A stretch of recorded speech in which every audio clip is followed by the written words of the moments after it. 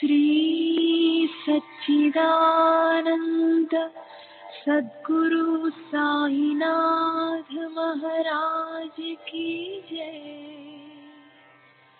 सद्गुरु श्री साईनाथुनि शरद बाबूजी की जय।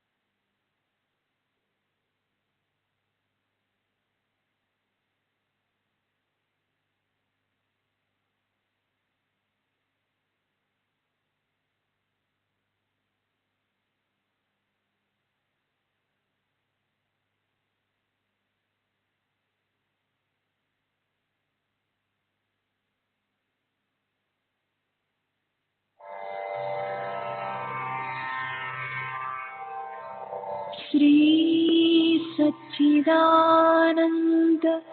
सद्गुरु साईनाथ महाराज की जय। सद्गुरु श्री साईनाथुनि शरद बाबू जी की जय।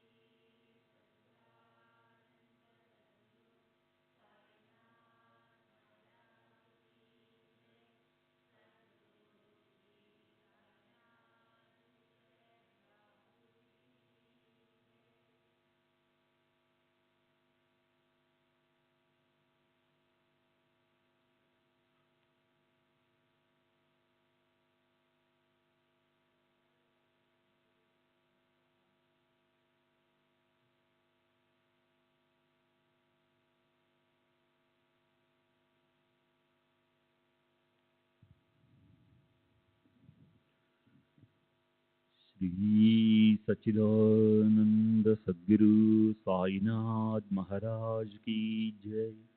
सद्गुरु श्री साईनाथ शरद बाबू जी की जय।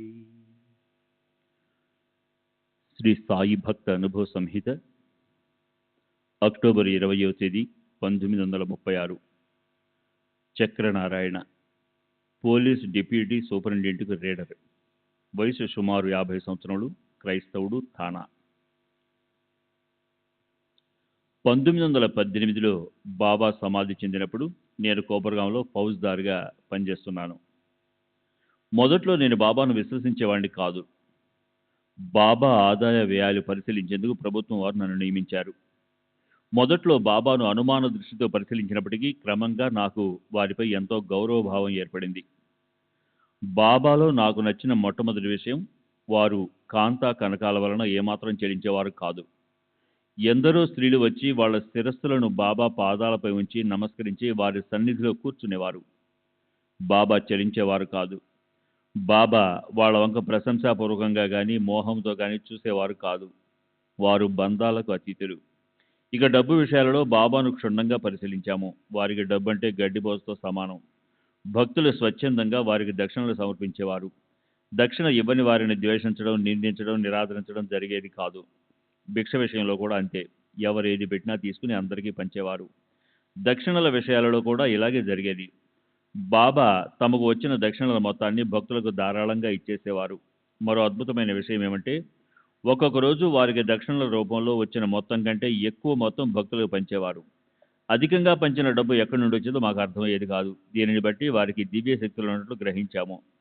బాబా సమాధి చెందిన తరువాత వారి దగ్గర ఉన్న డబ్బు మేము స్వాధీనం చేసుకున్నాం. అది కేవలం 16 రూపాయలు మాత్రమే. బాబా అన్ని మత సాంప్రదాయాలను గౌరవించేవారు. వారికి కుల, మత, వర్గ విచక్షణ కానీ, పేద గొప్ప భేదం కానీ లేదు. వారెవరినీ చులకనగా చూసేవారు కాదు. అందరూ వారికి సమానులే. నేను మొదట షిరిడి వెళ్ళినప్పుడు ఒక భక్తుడు బాబాతో ఈ ఫౌజ్దార్ క్రైస్తవుడు అని చెప్పాడు. అందుకు బాబా అయితేనే అతను నా సోదరుడు అన్నారు. ఒకసారి ఒక పోలీస్ అధికారి వచ్చి బాబాను దర్శించాడు. బాబా అతనిని దక్షిణ అడిగారు. అతను తన దగ్గర డబ్బులు లేదని చెప్పాడు. బాబా నీ పర్సు తిరిగి చూడు, అందులో 50 రూపాయలు ఉన్నాయన్నారు. అతను పర్సు తీసి ఆ డబ్బును బాబాకు సమర్పించాడు. బాబా ఆ మొత్తంలో కొంత మాత్రమే తీసుకుని మిగతాది ఆ అధికారికి తిరిగిస్తూ, ఈ డబ్బుని నీ దగ్గరే ఉంచుకో, దీని అవసరం నీకు త్వరలోనే వస్తుంది అన్నారు. అతను వెళ్ళిపోయాడు. తరువాత బాబా చెప్పినట్లు అతనికి ఒక సమస్య ఎదురై అందులో నుండి బయటపడడానికి ఆ డబ్బును ఖర్చు పెట్టవలసి వచ్చింది. తరువాత అతను కృతజ్ఞతతో ఆ మొత్తాన్ని బాబాకు పంపాడు. బాబా మహాసమాజ్ చెందినప్పుడు జప్తు చేయబడిన వారి ఆస్తులకు సంబంధించిన వ్యవహారాలలో నేను సంస్థానకు సహాయపడ్డాను. బాబా ఆస్తుల పంపకం విషయంలో ప్రజాభిప్రాయాలను సేకరించారు. నేను ఇచ్చిన వివరాల ఆధారంగా మామలద్దార్ మేజిస్ట్రేటు పంపకానికి సంబంధించిన ఉత్తర్వులు జారీ చేశాడు. దీనివలన సంస్థానకు ఎన్నో ఇబ్బందులు తప్పాయి. బాబా ఊది సర్వ రోగాలను నయం చేస్తుంది. సెప్టెంబర్ 26వ తేదీ 1936 బాంద్రా. జోసెఫ్ ఫౌజ్దార్, రిటైర్డ్, వయసు 46 సంవత్సరాలు, క్రైస్తవుడు, టర్నర్ రోడ్, బాంద్రా. నేనెప్పుడూ షిరిడి వెళ్ళలేదు. నా స్నేహితుల ద్వారా బాబాను గురించి విని వారి ఫోటో ఒకటి తెప్పించుకున్నాను. కానీ వారిని పూజించేవాడిని కాదు. అద్భుత శక్తులున్న మహాత్మునిగా భావించి గౌరవించేవాడిని. 1917లో గజానన్ నార్వేకర్ అనే అతడు తీవ్ర జ్వరంతో బాధపడసాగాడు. అతని కుమారుడు 500 రూపాయలు తీసుకుని వెళ్లి బాబాకు సమర్పించాడు. ఆ డబ్బు తీసుకోగానే బాబా జ్వరంతో వణకన ఆరంభించారు. భక్తులు దానికి కారణం అడిగారు. అప్పుడు బాబా, మనం ఇతరులకు ఏమైనా చేయదలిస్తే వారి బరువు బాధ్యతలను స్వీకరించాలి అన్నారు. ఆ తర్వాత గజానన్ జ్వరం తగ్గిపోయింది. ఒకసారి నేను ఒక క్లిష్టమైన క్రిమినల్ కేసు పరిశోధించవలసి వచ్చింది. నేను సహాయం కోసం బాబాను ప్రార్థించాను. సాయిబాబా నా కలలో కనిపించి ఆ కేసులో ముందుకు వెళ్ళడానికి మార్గం చూపారు. వారు చెప్పినట్లు నడుచుకుని అందులో విజయం సాధించగలిగాను. 1916లో నేను 2 పఠాన్ గజ దొంగలను పట్టుకోవాల్సి వచ్చింది. నేను నా సిపాయిలతో వారిని పట్టుకోవడానికి ప్రయత్నించినప్పుడు పఠాను ఒక సిపాయిని చంపేశాడు. నేను గాయాలతో ఆసుపత్రి పాలయ్యాను. అలా జరుగుతుందని సాయిబాబా ముందు రోజు రాత్రి నా కలలో కనిపించి సూచించారు. ఆ దృశ్యంలో నన్ను 2 పట్టుకుని ఒక వివాహం జరుగుతున్న చోటుకు ఈడ్చుకుంటూ తీసుకువెళ్లారు. నా రక్షకుడైన సెయింట్ ఫ్రాన్సిస్ జేవియర్ ద్వారా నేను నా దైనందిన జీవితంలో ఊరట, ఉత్తేజం పొందుతున్నాను. బాబా కూడా నాకు అప్పుడప్పుడు సహాయం చేస్తుంటారు. డిసెంబర్ 15వ తేదీ 1936 దాదాజీ గోపీనాథ్ జోషి, రామ్ మారుతి రోడ్, దాదర్. నేను 1932లో షిరిడి వెళ్ళాను. ఏడాది వయసున నా కుమారునికి తీవ్రంగా జ్వరము, మసూచి వచ్చాయి. నేను వాడికి బాబా ఊది తీర్థం ఇస్తూ వచ్చాను. మందులేమీ వాడకుండానే మా అబ్బాయికి ఆరోగ్యం చేకూరింది. వాడికి నయమైతే షిరిడి తీసుకుని వస్తానని మొక్కుకున్నాను. కానీ మొక్కు విషయం చాలా కాలం వరకు మర్చిపోయాను. తర్వాత వాడికి మూర్ఛరోగం వచ్చింది. అప్పుడు నాకు మొక్కు విషయం గుర్తొచ్చింది. దానిని మరచినందువల్ల క్షమించమని, పిల్లాడికి నయమైతే ఈసారి తప్పక షిరిడి తీసుకొచ్చి అభిషేకం మొదలైన పూజలను జరిపిస్తారని మరలా బాబాకు మొక్కుకున్నాను. అబ్బాయికి నయమైంది. వెంటనే 1932లో వాడిని షిరిడికి తీసుకుని వెళ్ళాము. బాబాకు అభిషేకం చేయించి తిరిగి ఊరికి బయలుదేరాము. మేము కోపరగాముకు సగం దూరంలో ఉన్నప్పుడు పిల్లవాడికి మూర్ఛరోగం తిరగబెట్టింది. అది చూసి అప్పుడు మాతో ఉన్న పురందరే మమ్మల్ని షిరిడి తిరిగి వెళ్ళి మొక్కుబడులు ఏమైనా మిగిలి ఉన్నాయేమో గుర్తు తెచ్చుకొని జరిపించమని సలహా ఇచ్చాడు. మేము అభిషేకం మాత్రమే చేయించి మిగతా పూజలు మర్చిపోయినట్లు అప్పుడు మాకు గుర్తు వచ్చింది. తిరిగి షిరిడి వెళ్ళాము. మూర్ఛ వల్ల సగం స్పృహ కోల్పోయిన పిల్లవాడు షిరిడి చేరిన వెంటనే పూర్తిగా స్పృహలోకి వచ్చి బాబా సమాధిని ఎక్కి ఆడుకుంటూ కేరింతలు కొట్టసాగాడు. మేము మిగిలిన పూజలన్నీ జరిపించి తిరిగి వచ్చాము. మాకు ఎలాంటి ఇబ్బందులు ఎదురు కాలేదు. 1933లో మేము మరలా షిరిడి బయలుదేరాము. దారిలో కోపర్గాం వచ్చి గోదావరి నది చేరాము. కోపర్గాం వద్ద గోదావరి నది చేరాము. అక్కడున్నవారు ఆ సమయంలో నది దాటవచ్చని చెప్పడంతో మా అబ్బాయిని ఎత్తుకుని నేను నా భార్య నదిలోకి దిగాము. కానీ నది మధ్యలోకి వెళ్ళేసరికి ప్రవాహ వేగం ఎక్కువగా ఉండి నా కళ్ళు తిరగసాగాయి. మేమిక కొట్టుకుని పోవడం ఖాయం అనిపించింది. అప్పుడు నేను కళ్ళు మూసుకుని బాబాను ప్రార్థించాను. 5 నిమిషాలలో సంస్థానికి చెందిన బాలాగురవే వచ్చి నది మధ్యలో ఉన్న మమ్మల్ని పట్టుకుని క్షేమంగా ఒడ్డుకు చేర్చాడు. నా కుమారుని పుట్టు వెంట్రుకలు కాశీలో తీయించాలని తలపెట్టాము. అదే సమయంలో షిరిడీలో బాబాకు అభిషేకం చేయించలిచాము. 2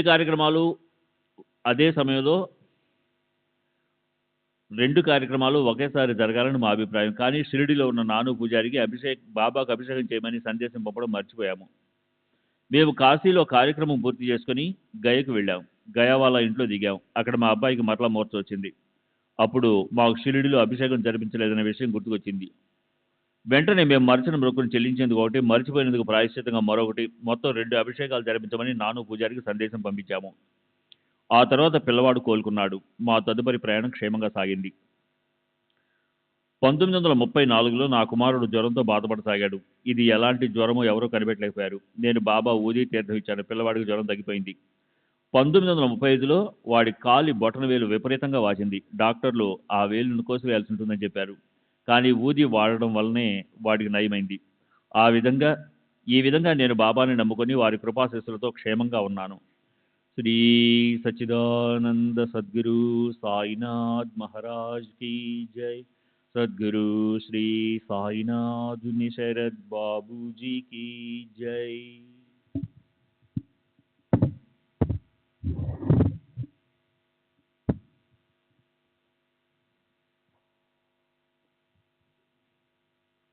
అక్టోబర్ 18వ తేదీ 1936 శాంతాక్రజ్.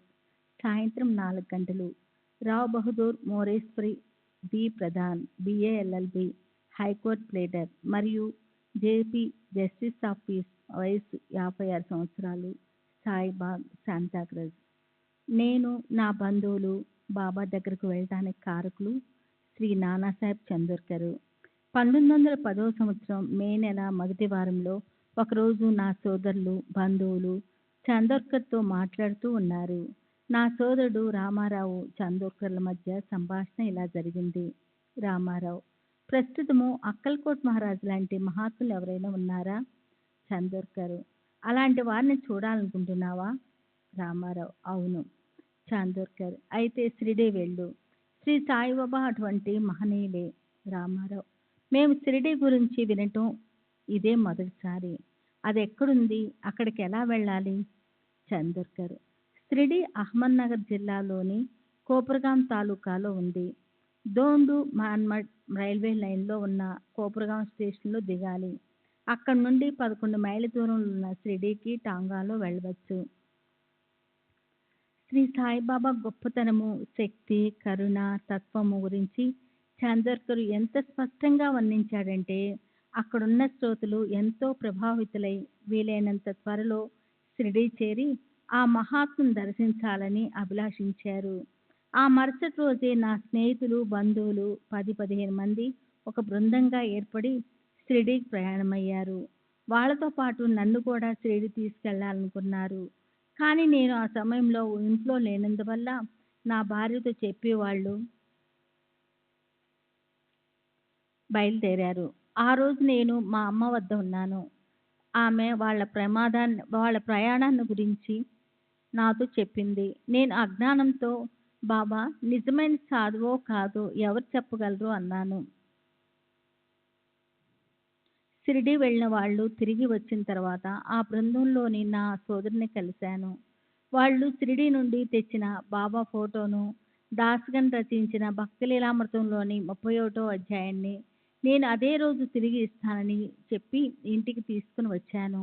ఆ అధ్యాయంలో బాబా లీలలు, మహిమల గురించి వర్ణించబడి ఉంది. నా భార్యకు బాబా ఫోటో చూపించి 31వ అధ్యాయాన్ని బిగ్గరగా చదివి వినిపించాను. అది నన్నెంతగానో ప్రభావితం చేసి నాలో గొప్ప మార్పు తెచ్చింది. మా అమ్మ దగ్గర వెలుబుచ్చిన సందేహాలు తొలగిపోయాయి. నిజమైన మహాత్ముడు ఎవరైనా ఉంటే అది సాయిబాబానే అన్న నమ్మకం ఏర్పడింది.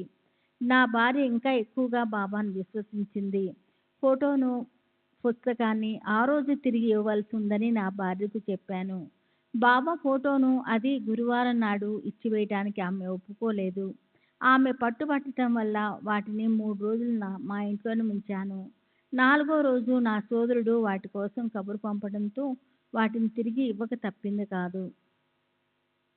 ఆ తర్వాత మేము బాబాను దర్శించడానికి తప్పించుకోసాగాము.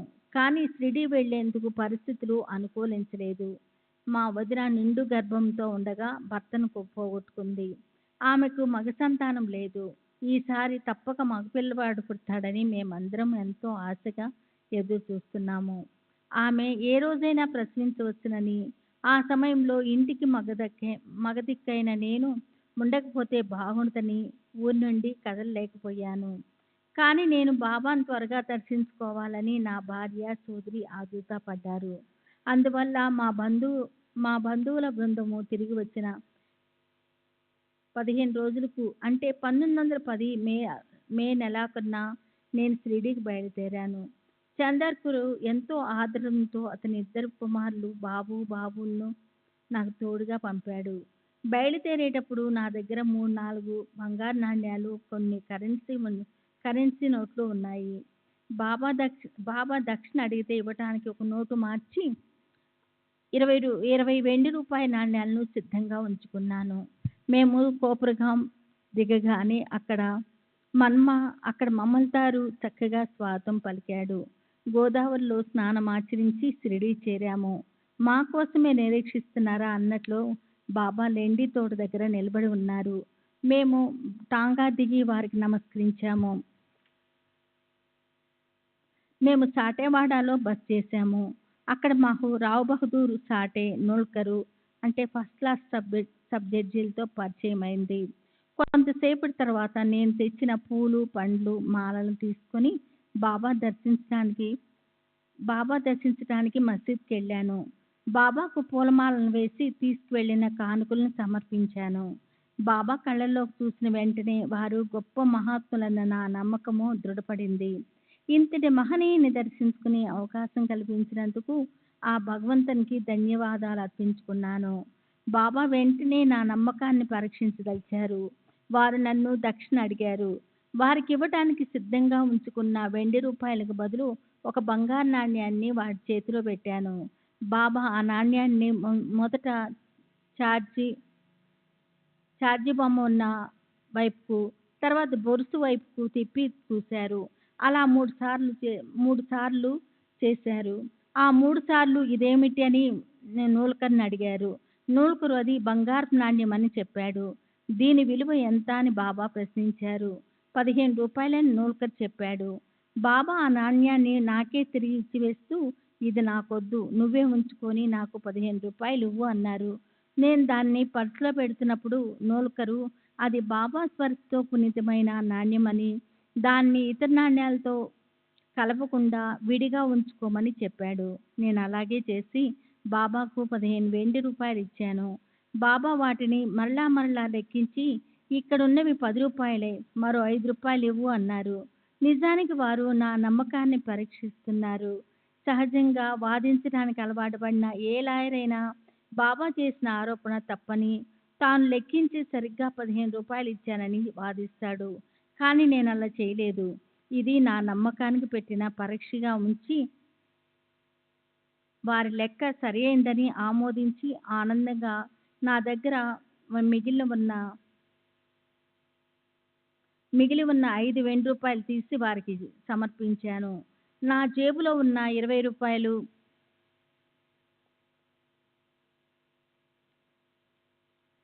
బాబాకి ఇచ్చేందుకు తెచ్చానని వారికి తెలుసు. అందుకే లెక్క తప్పిందన్న మిషతో నేను సమర్పించదలిచిన మొత్తాన్ని వారు స్వీకరించారు.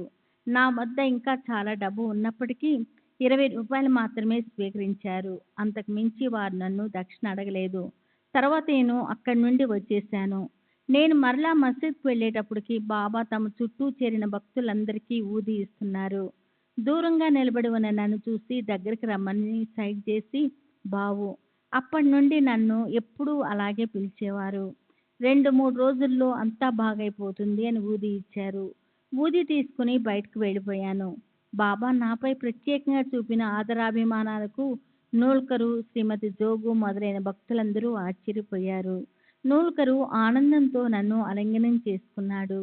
ఐశ్వర్యాన్ని, బంగారాన్ని, కుటుంబ హోదాను బాబా ఏమాత్రమూ లెక్క చేయరన్న విషయం అందరికీ తెలుసు. కనుక బాబా ప్రత్యేకాభిమానం పొందటానికి నేను ఏ సద్గంధాలు పారాయణం చేశానో తెలపమని శ్రీమతి జోగ్ అడిగింది.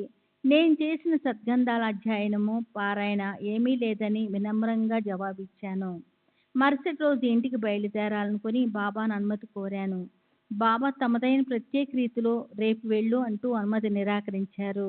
ప్రతిరోజు ఆ విధంగానే చెప్తూ 8 రోజులు నన్ను షిరిడీలో ఉంచేశారు. నేను మరుసటి రోజు బాబాకు ప్రత్యేకమైన విందు అంటే భిక్ష ఇవ్వదలిచి విందులో ఏ ఏ పదార్థాలు ఉండాలో, ఎవరెవరిని ఆహ్వానించాలో తెలపమని బాబాను ప్రార్థించాను. ప్రత్యేకించి విందుకు బొబ్బట్లు అంటే పూరనపోలిని తయారు చేయించమని, తమకు అభిమానపాత్రుడైన బాబును ఆహ్వానించమని బాబా చెప్పారు. బాబు అంటే దాదా కేల్కర్ సోదరుని కుమారుడు.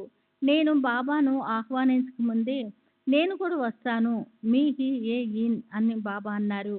మరుసటి రోజు విందు బాబా చేసిన ప్రకారమే ఏర్పాటు చేశాను. బాబును, ఇతర భక్తులను ఆహ్వానించాను. వాళ్ళందరూ వచ్చి కూర్చున్న తర్వాత పళ్ళెల్లో పదార్థాలన్నీ వడ్డించబడ్డాయి. బాబాకు ప్రత్యేకంగా ఒక పళ్ళెంలో వడ్డించాము. ఇంతలో ఒక కాకి వచ్చి బాబా ప్లేట్లోని పూరన్ పోలిని ఎత్తుకుపోయింది. ఆ రూపంలో బాబానే వచ్చి విందు ఆరగించారని భక్తులందరూ సంతోషంతో జై జయధ్వానాలు చేశారు. శ్రీ సచ్చిదానంద సద్గురు సాయినాథ్ మహారాజ్ కి జై. సద్గురు శ్రీ సాయినాథుని శరత్ బాబూజీకి జై.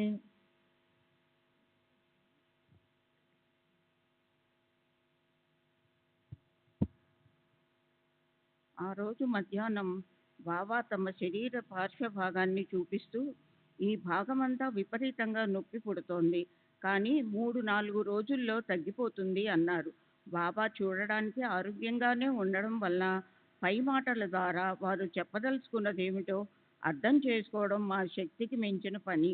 ఒక గురువారం నాడు పెద్ద ఎత్తున అన్న సంతర్పణ చేసేందుకు బాబా హండీ పెట్టి వంట చేస్తున్నారు. వారు భక్తులందరినీ మసీదు నుండి తరిమివేసి ఒంటరిగా హండీ దగ్గర ఉన్నారు. ఆ సమయంలో నేను, చాందోర్కర్ కుమారులిద్దరూ మసీదులోనికి వెళుతుంటే చూస్తున్న వారందరూ ఆశ్చర్యపడ్డారు. అయితే బాబా మమ్మల్ని కోప్పడపోగా సాధారణంగా ఆహ్వానించారు. బాబా మాకు ప్రత్యేక దర్శనం ఇవ్వడానికి భక్తులందరినీ బయటికి పంపించి వేస్తున్నట్లున్నారు.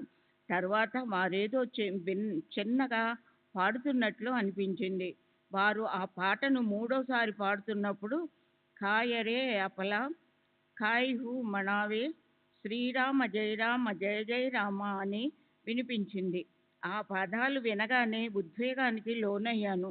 బాబా పాదాలపైన నా శిరస్సునుంచాను. నా కళ్ళలోకి ఆనంద బాష్పాలు పెళ్ళుబికాయి. బాబా పలికిన పలుకులే మా కులగురువైన హరిబువ్వ నాకు ఉపదేశించిన మంత్రం. హరిబువ్వ తాతగారైన ఆత్మారాంబువ్వ మా ముత్తాతగారి గురువు. వీరి పూజ కొరకు బొంబాయి ఠాకూర్ ద్వార్లో ఒక దేవాలయం నిర్మించబడింది. ఈ విధంగా గురువు ఉపదేశించిన మంత్రం పట్ల బాబా నాలో శ్రద్ధను, గౌరవాన్ని పునరుద్ధరించారు. నేను అడగకపోయినా నా ఆధ్యాత్మిక లబ్ధికై ఎంతో శ్రద్ధ కనబరచడం చూసి అశ్రునయనాలతో బాబాకు కృతజ్ఞతలను సమర్పించడం కన్నా నేను చేయగలిగింది ఏమీ లేదు. తరువాత బాబా హండీ దగ్గర నిలబడి ఉడుకుతున్న వంటకాన్ని సమంగా కలిసేలాగా గరిటెతో కాక తమ చేతితో కలయబెట్టారు. అది చూసి నేను ఆశ్చర్యపోయాను. చేతితో కలయబెట్టినప్పటికీ బాబా చేయి కాలలేదు, బొబ్బలెక్కలేదు. అకస్మాత్తుగా మధ్యాహ్నం బాబా మా ముగ్గురిని, నేను, చాందోర్కర్ కుమారులు బాపు లెండికి తీసుకెళ్లారు. అది సాధారణంగా వారు లెండికి వెళ్ళే సమయం కాదు. అక్కడ బాబా కొన్ని గుంటలు త్రవ్వి నా చేతికి కొన్ని మొక్కజొన్న విత్తనాలిచ్చి ఆ గుంటల్లో పెట్టించి వాటిపై మట్టి కప్పి నీళ్లు పోయమన్నారు. తర్వాత మేము మసీదుకు తిరిగి వచ్చాము. ఆ లేండి తోటనే 7-8 సంవత్సరాల తర్వాత బాబా సమాధి చెందిన వెంటనే నేను కొన్నాను. బాబా మమ్మల్ని వారం రోజులు షిరిడీలోనే ఉంచిన తర్వాత తిరిగి వెళ్ళడానికి అనుమతి ఇచ్చారు. బాబా చాందోర్కర్ ఒక పళ్ళెం తెచ్చి బాబా పాదాల క్రింద ఉంచారు. వారి పాదాలు అభిషేకించిన తర్వాత ఆ పాదతీర్థాన్ని ఇంట్లో వాడుకునేందుకు తీసుకున్నారు. ఆ విధంగా చేయడం షిరిడీలో అప్పుడున్న పద్ధతులకు భిన్నమైనది.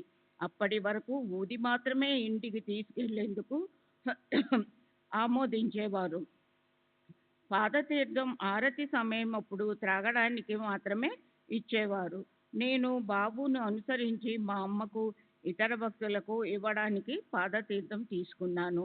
మేము మన్మాడ్ చేరగానే పంజాబ్ మెయిల్ వచ్చింది. మా దగ్గర 3వ తరగతి టికెట్లు ఉన్నాయి. అవి తర్వాత వచ్చే రైలు ఎక్కడానికి మాత్రమే పనికి వస్తాయి. కానీ మెయిల్ ఎక్కడానికి రైల్వే నిబంధనలు ఒప్పుకోవు. కానీ ఆనందంలో అవేమీ పట్టించుకోకుండా మెయిల్ ఎక్కాము. మేము బొంబాయి చేరవలసిన సమయానికన్నా 4-5 గంటల ముందు చేరాము. తర్వాత ఆ సమయం ఎంతో విలువైనదని తెలుసుకున్నాను. బాబా అనుగ్రహం వల్లే మేము త్వరగా ఇంటికి చేరుకోగలిగామని భావించాము. నేను ఇల్లు చేరగానే మా అమ్మకు పక్షవాతం వచ్చిన సంగతి తెలిసింది. షిరిడీలో బాబా తమ శరీర పార్శ్వ భాగమంతా బాధిస్తున్నదని చెప్పిన సమయంలోనే బొంబాయిలోని మా ఇంట్లో మా అమ్మకు పక్షవాతం వచ్చిందని వెంటనే డాక్టర్లు పిలిపించి చికిత్స మొదలుపెట్టారు. నా సోదరి, ఇతర బంధువులు షిరిడీలో ఉన్న నాకు కబురు పెట్టాలని అనుకున్నారు. కానీ అప్పుడు అక్కడే ఉన్న చాందోర్కర్ కబురు పెట్టాల్సిన అవసరం లేదని, నేను బాబా సన్నిధిలో ఉన్నంత వరకు మా అమ్మకి ఏమీ కాదని, అవసరం అనిపిస్తే వెంటనే బాబా నన్ను పంపగలరని చెప్పాడు. మేము షిరిడీలో బయలుదేరిన రాత్రి ఇక్కడ మా అమ్మకు చికిత్స చేస్తున్న డాక్టరు ఆమెకు జ్వరం చాలా ఎక్కువగా ఉందని, ఆమె ప్రేవులు బిగుసుకుపోయి ఉన్నాయని, పరిస్థితి ప్రమాద స్థాయికి చేరుకుందని చెప్పాడు. రాత్రికి ప్రేవుల్లో కదలిక ఏర్పడితే, విరోచనమైతే ఆమె పరిస్థితి కాస్త మెరుగుపడుతుందని అన్నాడు. నేను ఆ తెల్లవారుజామున 4:30-5 గంటల మధ్య మా అమ్మ ఉన్న చోటికి చేరుకున్నాను. వెంటనే నేను ఆమెకు బాబా ఊది పాదతీర్థం ఇచ్చాను. ఆమెకి కొద్దిగా నిద్ర పట్టింది. తర్వాత కాసేపటికి ప్రేవుల్లో కదలిక ఏర్పడి విరోచనమైంది. దాంతో జ్వరం తగ్గిపోయింది. డాక్టర్ వచ్చి పరీక్షించి ఆమె పరిస్థితి మెరుగుపడిందని, ఇక కోలుకుంటుందని చెప్పాడు.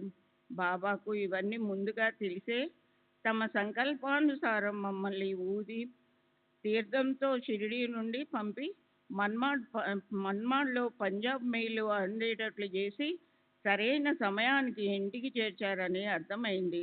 నేను షిరిడీలో ఉన్నప్పుడు నన్ను దగ్గరికి పిలిచి ఊది ఇచ్చి 3-4 రోజుల్లో అంతా బాగైపోతుంది అనడంతో మా అమ్మ కోలుకుంటుందని బాబా ఉద్దేశం. శ్రీ సచ్చిదానంద సద్గురు సాయినాథ్ మహారాజ్ की जय. सद्गुरु श्री साईनाथ शरद बाबूजी की जय. బాబా చర్యలు నిగూఢమైనవి, వారి లీలలు అద్భుతాలు. ఆ తర్వాత మా అమ్మ సంపూర్ణ ఆరోగ్యంతో 4 సంవత్సరాలు జీవించింది. ఆమె చనిపోయేందుకు 2 సంవత్సరాల ముందు షిరిడీ వెళ్ళి బాబాను దర్శించి వారి ఆశీస్సులు పొందింది. నేను ఒక్కడినే కాక మా కుటుంబంలోని వారందరూ బాబాను దర్శించి వారి ఆశీస్సులు పొందారు.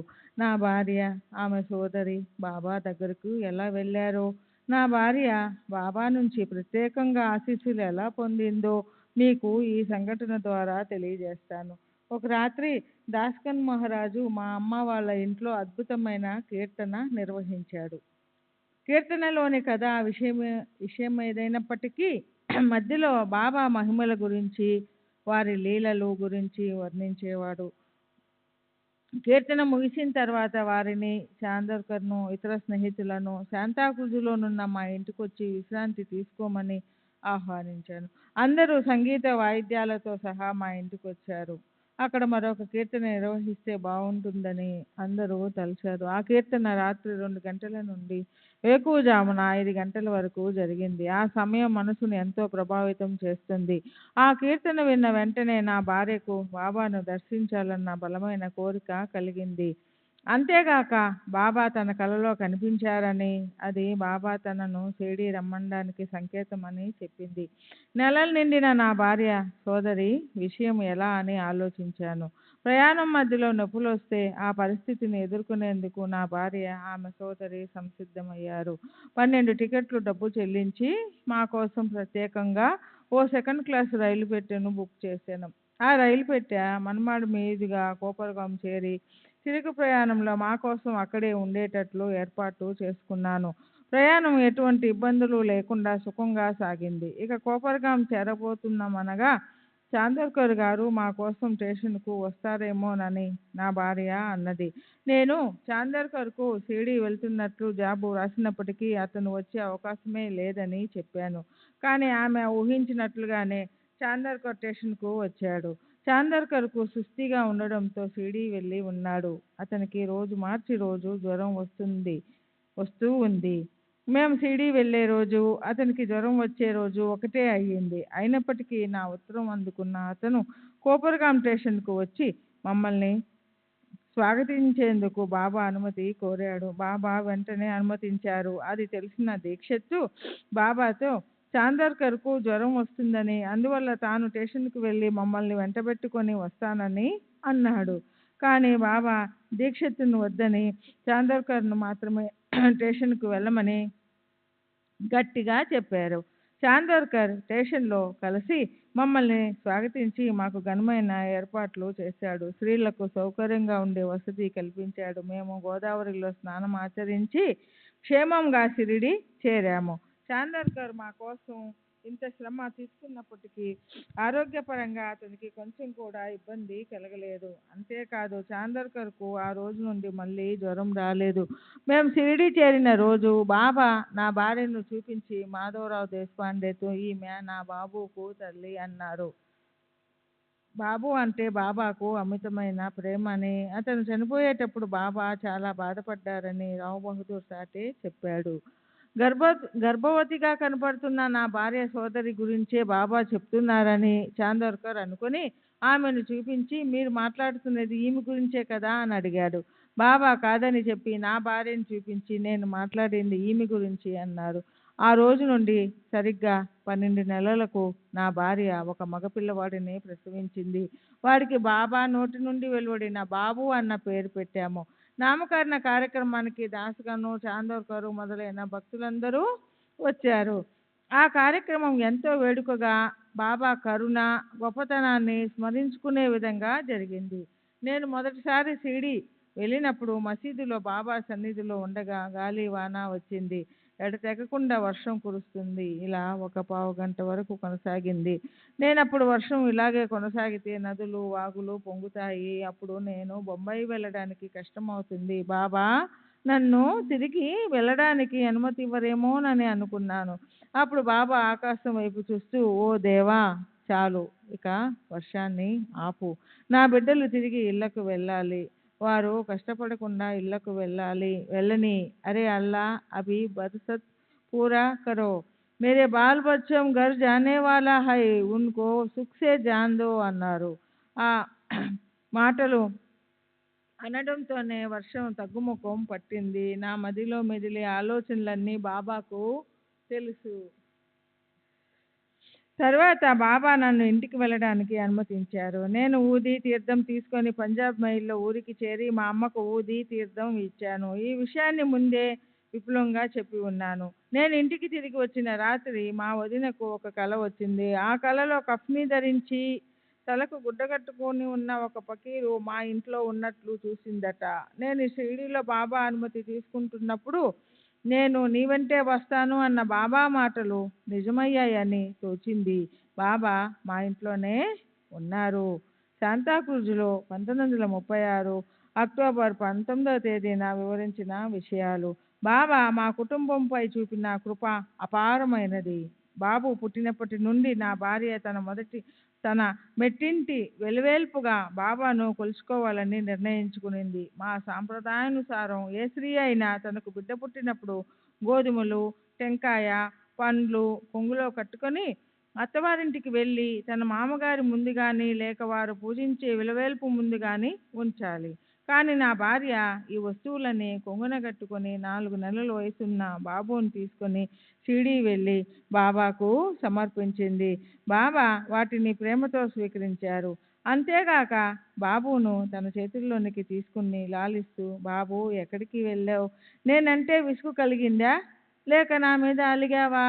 బాబు కోటే గేలా హోతాస్ మలా కంటలాస్ హోతాస్ కాయ్ అంటూ ముద్దాడారు. తర్వాత బాబు షిరిడీ వచ్చిన సంతోష సమయంలో వారి జేబులో నుండి 2 రూపాయలు తీసి బర్ఫీ తెప్పించి కొడుకు పుట్టిన సందర్భంలో ఎలా మిఠాయిలు పంచుతారో అలాగే బాబా అందరికీ బర్ఫీ పంచారు. ఇది 1912లో జరిగింది. ఈ సందర్భంలోనే బాబా షిరిడీ గ్రామ ద్వారాన్ని చూపించి దీనిని ఎవరు పునర్నిర్మిస్తారో వారికి అనుగ్రహం లభిస్తుంది అన్నారు. వెంటనే నా భార్య దానిని మేము కట్టించడానికి అనుమతి కోరింది. బాబా అనుమతించారు. నేను దాని నిర్మాణ నిమిత్తం 600 రూపాయలు చాందోర్కర్కు ఇచ్చాను. ఆ సమయంలోనే బాబు బంగళా అందంగా ఉంది, చక్కగా పూర్తయింది అన్నారు. బాబా మాటల్లోని అంతరార్థం నేను ప్రస్తుతం నివాసం ఉంటున్న బంగ్లాను ఖరీదు చేయమన్నట్లు అనిపించింది. బాబా చెప్పిన 2 నెలల్లోగా ఆ బంగ్లాను లీజుకు తీసుకొని అందులోకి మారాను. తర్వాత 6 నెలలకు దానిని ఖరీదు చేశాను. బాబా అన్నట్లు 1913 కల్లా బాబు బంగ్లా తయారయ్యింది. తర్వాత బాబును మొదటి పుట్టినరోజుకు మళ్ళీ షిరిడీకి తీసుకెళ్ళాము. అప్పుడు కూడా బాబా 2 రూపాయలకు బర్ఫీ తెప్పించి అందరికీ పంచారు. తర్వాత ప్రత్యేకించి బాబును గురించి బాబుకు సోదరి కానీ సోదరుడు కానీ లేరా అని అడిగారు. నా భార్య ఒకంత సిగ్గుపడుతూ, మీరు మాకు ఈ బాబునొక్కడినే ప్రసాదించారు కదా అని జవాబిచ్చింది. అప్పటికి మాకు ఒక కుమార్తె ఉంది. వారి పలుకులనే ఆశీస్సులుగా అన్వయించుకొని మాకు ఇంకొక కొడుకు కూతురు పుడతారని అనుకున్నాము. బాబా చెప్పినట్లుగానే జరిగింది.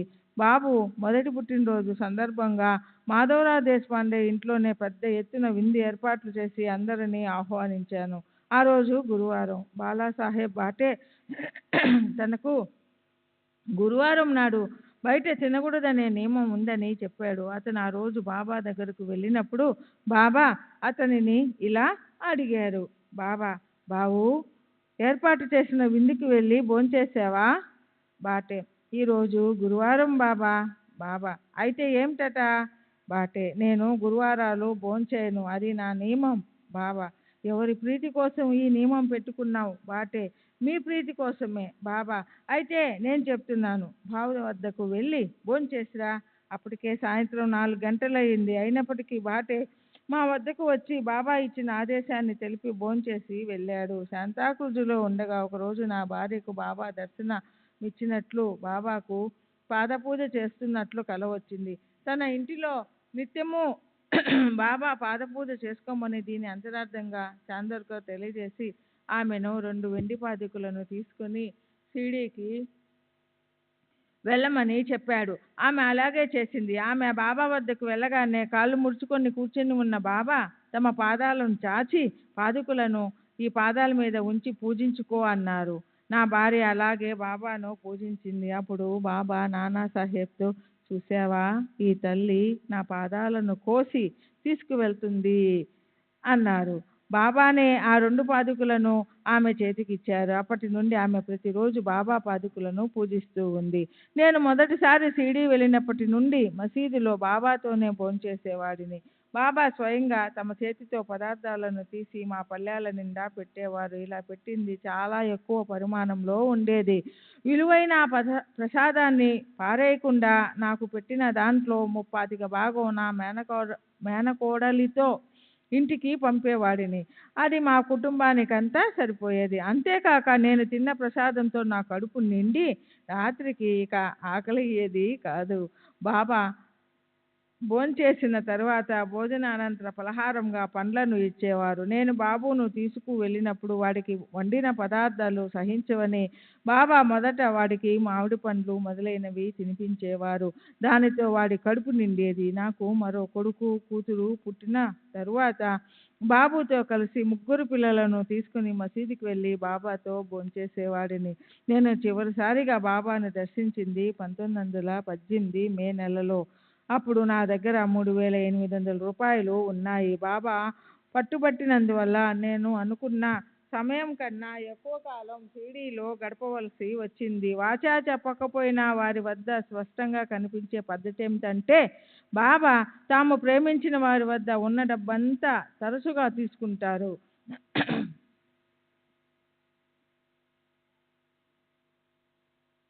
అంటే నేను ప్రేమించిన అందువల్ల నేను నెల రోజులు షిరిడీలో ఉండి బయలుదేరినప్పటికీ నా దగ్గరున్న డబ్బంతా అయిపోవడమే కాక 1,200 రూపాయలు అప్పుపడ్డాను. నేను ఈ మొత్తాన్ని నాకు పరిచయం ఉన్న పూనాకు చెందిన పశువుల డాక్టర్ వద్ద అప్పుగా తీసుకొని ఇంటికి వెళ్ళిన తర్వాత తిరిగి ఇచ్చేశాను. శ్రీ సచ్చిదానంద సద్గురు की जय सद्गुरु श्री साईनाथ शरత్ బాబూజీకి జై. బాబు అనారోగ్యంగా ఉన్నప్పుడు జరిగిన సంఘటనలు వివరిస్తాను.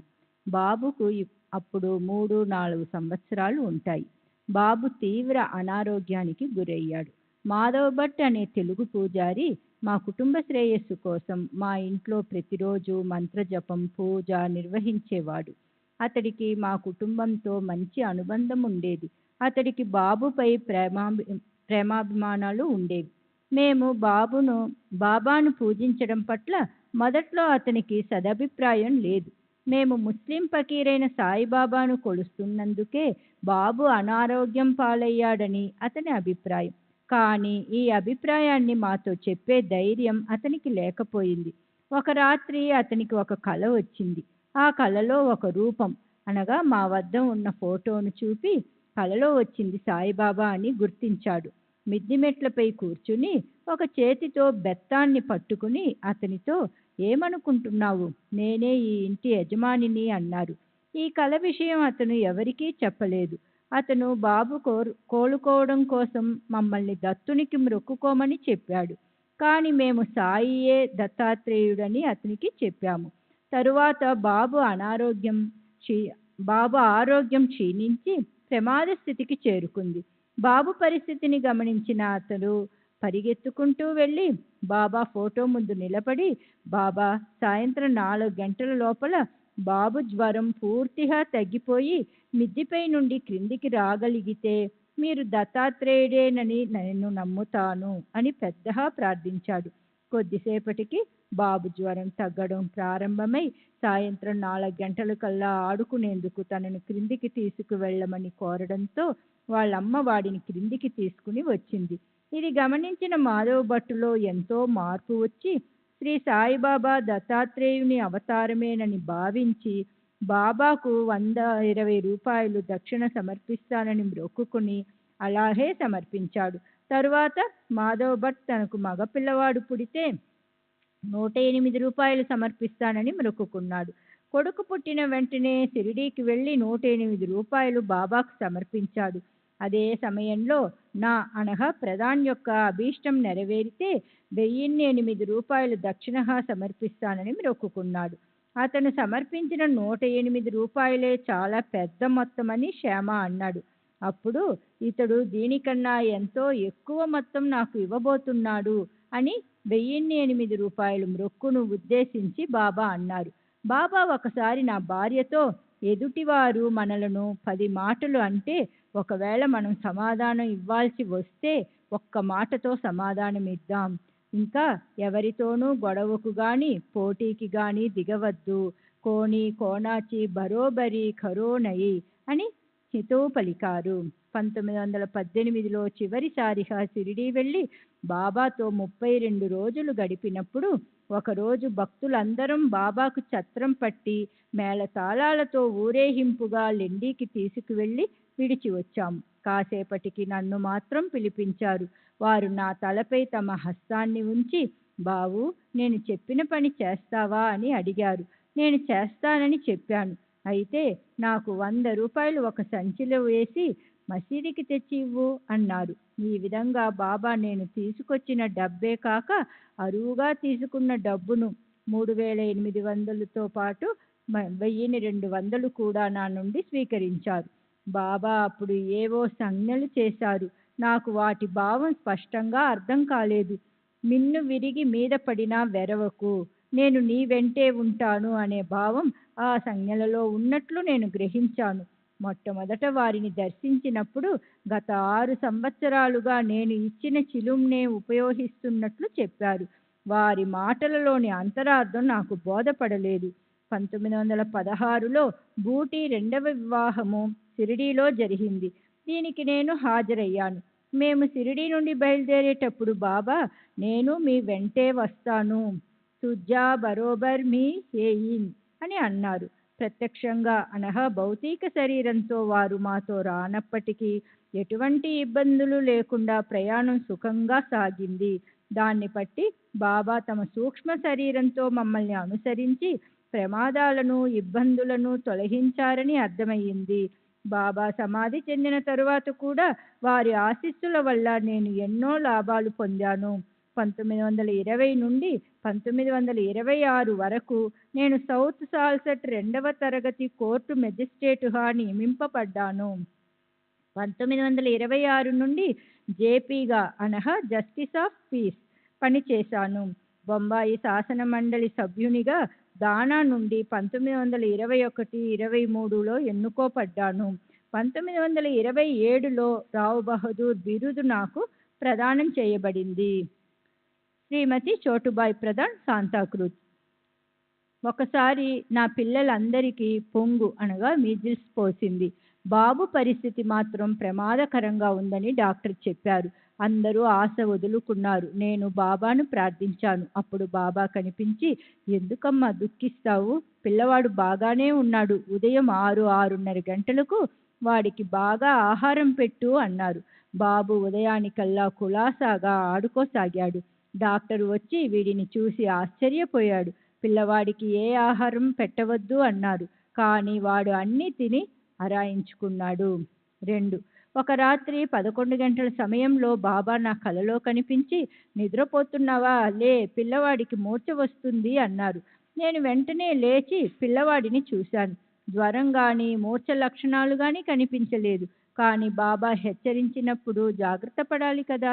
అందువల్ల వేడి నీళ్లు, నిప్పు, ఉడుక్లోను మొదలైనవన్నీ సిద్ధంగా ఉంచాను. మా పిల్లలందరికీ అప్పుడప్పుడు మూర్ఛలు వస్తూనే ఉంటాయి.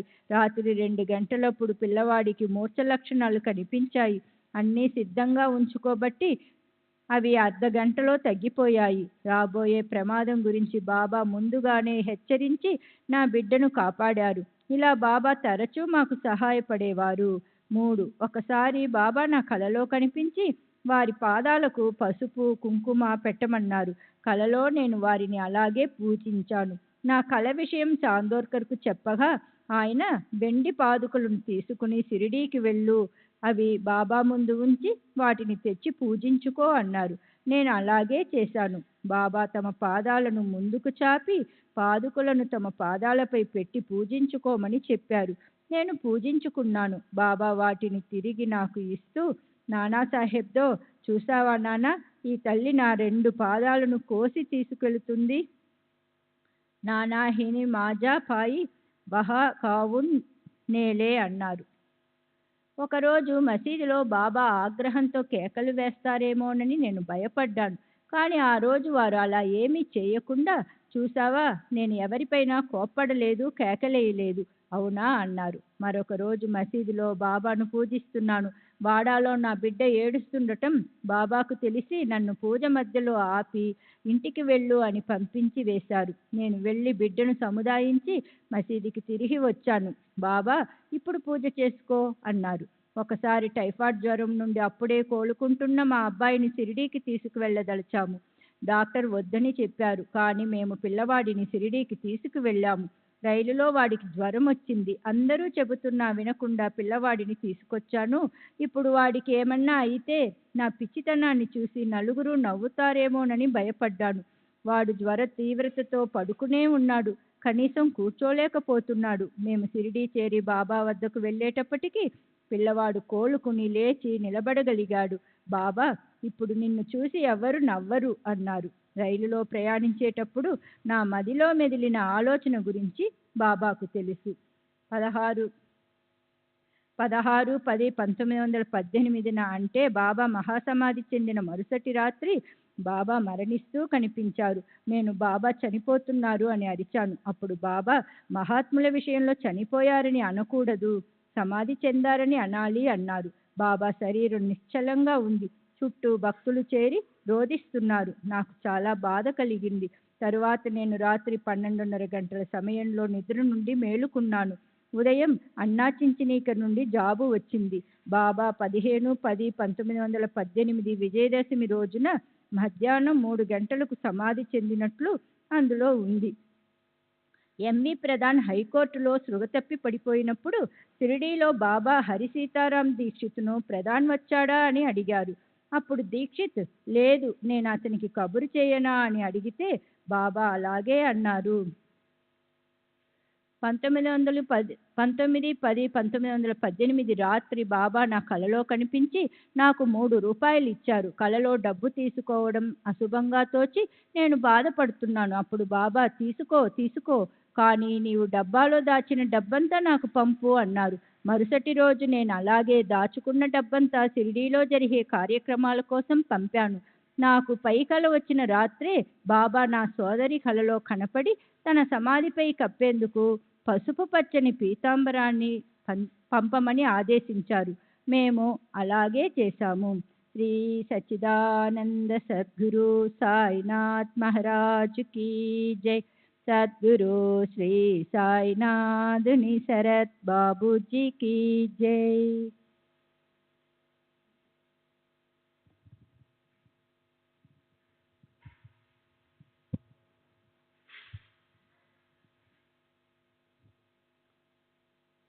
శాంతాక్రూజ్లో ఉండగా నా ప్రసవ సమయంలో నాకు సహాయంగా ఒక మంత్రసాని, ఒక నర్సు నియమించబడ్డారు. పురిటి నొప్పులతో 4 రోజులు బాధపడ్డాను, కానీ ప్రసవం కాలేదు.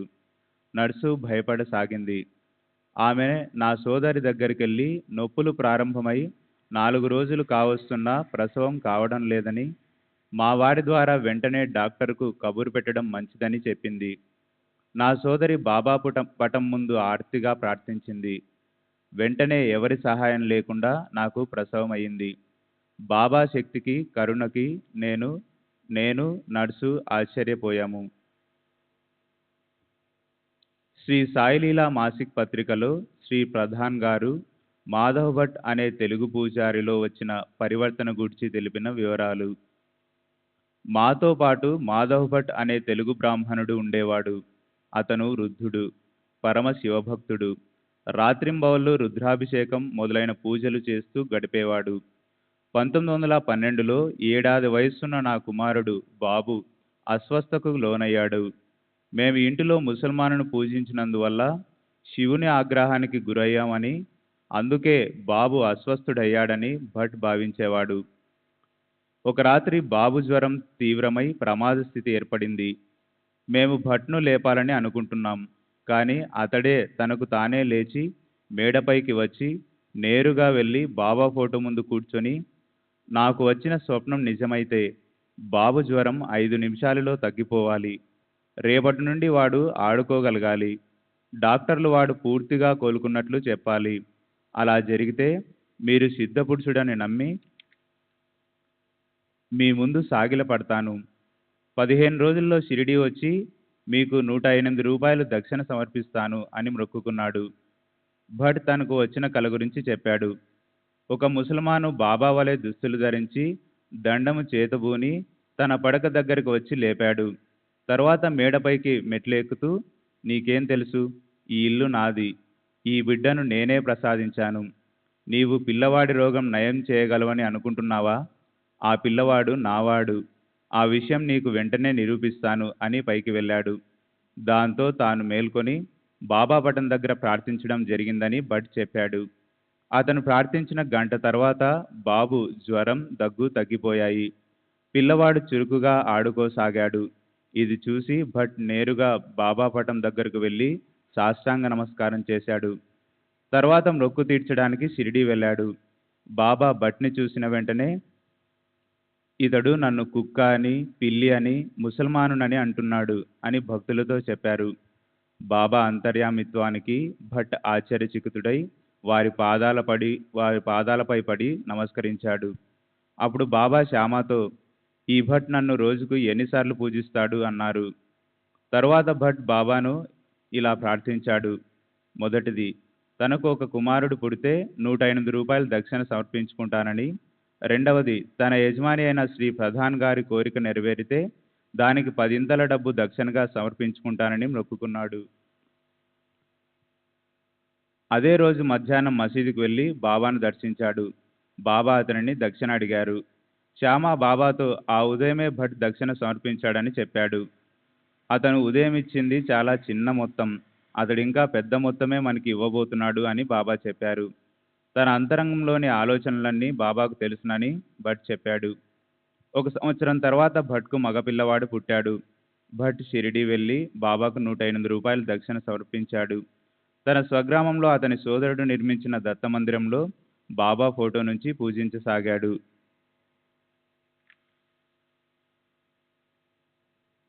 ఆగస్టు 6వ తేదీ 1936.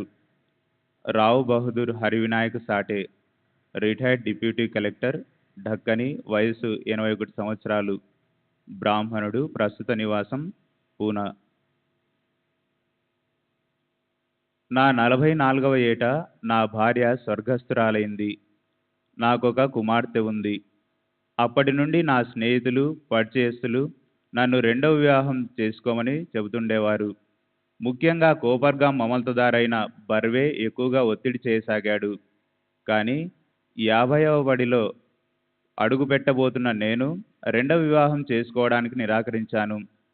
వంశోద్ధారకుడు కావాలనే కోరిక బలంగా ఉన్నా, రెండవ వివాహం చేసుకున్నా ఆ వయసులో మగపిల్లవాడు పుడతాడనే నమ్మకం ఏమిటి?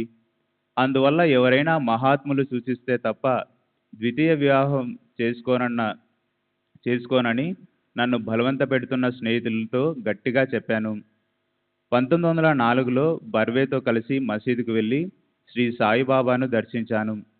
కొంతసేపటి తర్వాత సెలవు తీసుకొని మసీదు మెట్లు దిగాను. అప్పుడు బర్వే, సాహెబ్కు కొడుకు లేడు అని బాబాతో అన్నాడు. దీనికి బాబా, అతను వివాహం చేసుకుంటే దేవుడు అతనికి కొడుకును ప్రసాదిస్తాడు అన్నారు. బాబా మాటలు నేను విన్నాను. దీని తర్వాత బర్వే తదితరులు నన్ను వివాహం చేసుకోమని మరలా ఒత్తిడి చేయసాగారు. కానీ వధువు ఎంపికకు సమయం పట్టవచ్చునని నేను భావించాను. ఆ తర్వాత నేను మా హెడ్ క్వార్టర్స్ అయిన అహ్మద్నగర్కు వెళ్ళిపోయాను. ఆ సంవత్సరాంతంలో ఒక ప్రముఖ జ్యోతిష్కుడు పూనా వచ్చి ఉన్నాడని తెలిసింది. నేను వెళ్ళి అతనిని సంప్రదించాను. అతను నాకు, మా అమ్మాయికి గతంలో జరిగిన విషయాలన్నీ యథాతథంగా చెప్పాడు. అంతేకాకుండా నా జాతక చక్రం పరిశీలించి నాకు 50వ సంవత్సరం తర్వాత కొడుకు పుడతాడని కూడా చెప్పాడు. అది మరలా వివాహం చేసుకోవాలన్న నా నిర్ణయాన్ని మరింతగా బలపరిచింది. ఇది జరిగిన కొన్ని మాసాలకు నేను అహ్మద్నగర్కు బదిలీ చేయబడ్డాను. నేనక్కడ ఉన్నప్పుడు దాదా కేల్కర్ నాకు ఒక ఉత్తరం రాశాడు. అందులో తనకు పెళ్ళిడికొచ్చిన ఒక కూతురుందని, అహ్మదాబాద్లో ఆ అమ్మాయికి తగిన సంబంధాలు ఏవైనా ఉంటే తెలుపమని రాశాడు. ఈ ఉత్తరం పెళ్లి కొడుకుల అన్వేషణకు గాక అతని కుమార్తె విషయంలో నా అభిప్రాయాన్ని తెలుసుకోవడానికి రాసినట్లుగా అనిపించింది. శ్రీ సచ్చిదానంద సద్గురు సాయినాథ్ మహారాజ్ కీ జై. సద్గురు శ్రీ సాయినాథ్ శరత్ బాబూజీ కీ జై.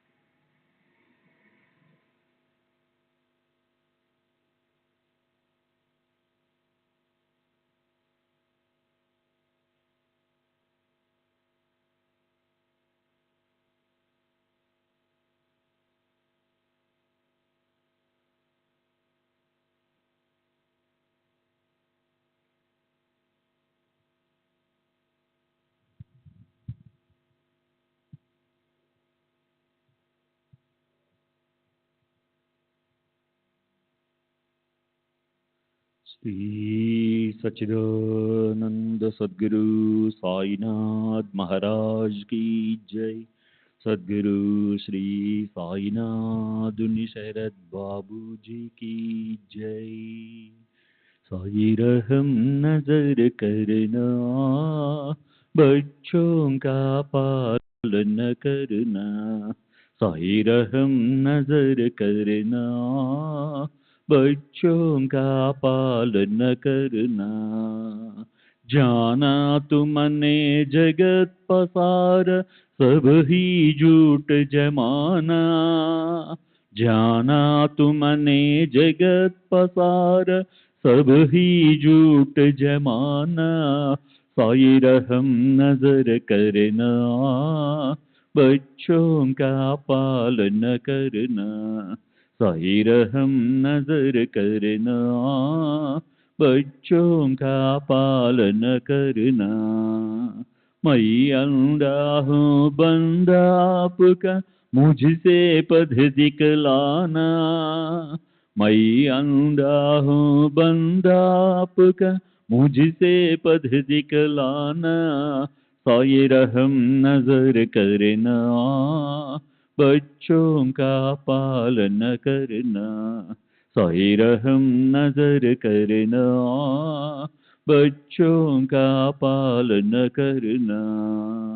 दास गणों कहे अब क्या बोलूं, थक गई मेरी रसना। दास गणों कहे अब क्या बोलूं, थक गई मेरी रसना। साई रहम नजर करना, बच्चों का पालन करना। साई रहम नजर करना, बच्चों का पालन करना।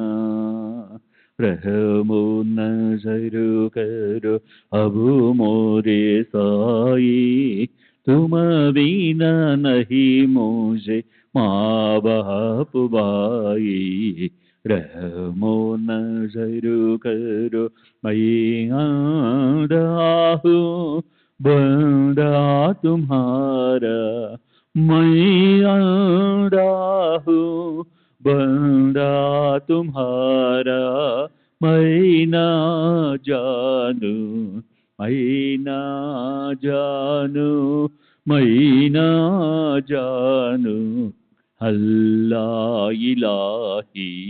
रहमो नजर करो, रहमो नजर करो अब मोरे साई। तुम बिना नहीं मुझे माँ बाप भाई। रहमो नजर करो काली जमाना मैंने गमाया। काली जमाना मैंने गमाया। साथी आकर का, साथी आकर का, साथी आकर का तुम बिना कोई।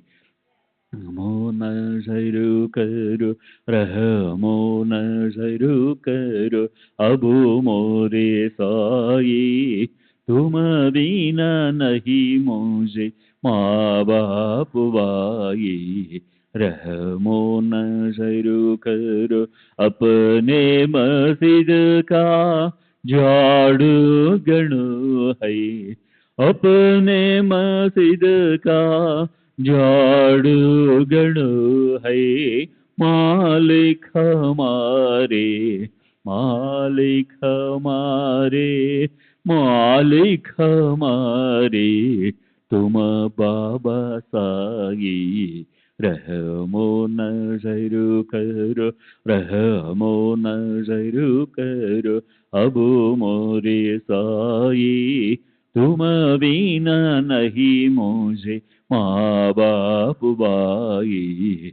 रहमो नजर करो। श्री सच्चिदानंद सद्गुरु साईनाथ महाराज की जय। सद्गुरु श्री साईनाथ शरद बाबू जी की जय।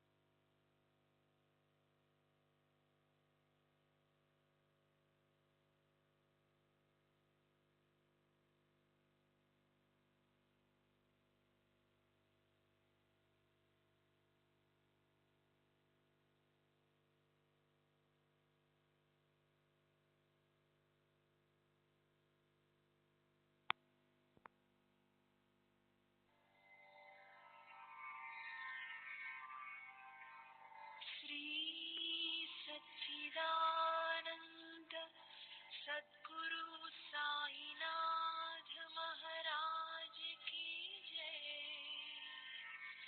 सद्गुरु श्री साईनाथुनि शरद बाबू जी की जय।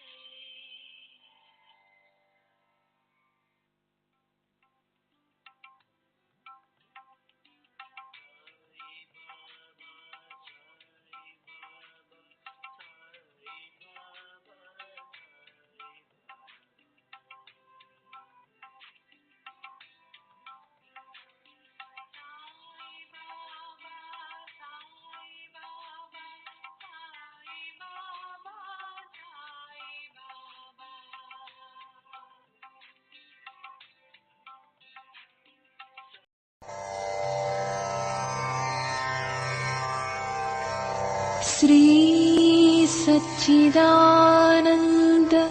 सद्गुरु साईनाथ महाराज की जय। सद्गुरु श्री साईनाथुनि शरद बाबू जी की जय।